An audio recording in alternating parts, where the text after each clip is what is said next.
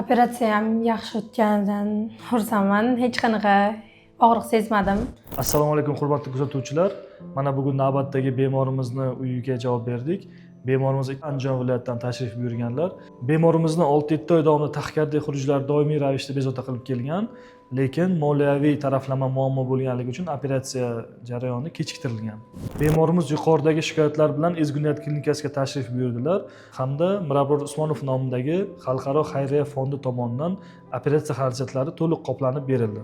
Bu fondga o'z minnatdorchiligimizni bildiramiz hamda bunaqa yoshlarga, bolalarga yordam berishda to'xtashmasin. Men Nasibaxonman, qizim Ortiq Mirzayeva Yuldizoy. Qizim paroksizmal taxikardiya bilan anchadan beri qiynab kelar edi kasalligi.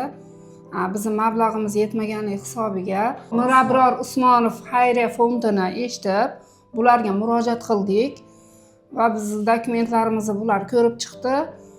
Ko'rib chiqib qabul qilgani hisobiga keldik. Mana xayriya fondi orqali rahmat hammaga. Operatsiya bo'ldi. Hozir qizimning holati yaxshi, Allohimga shukr. Ahvolim ancha yaxshi. Hammalarga rahmat. Shunaqa fondlari bor ekan. Operatsiyam yaxshi o'tganidan xursandman. Hech qanaqa og'riq sezmadim.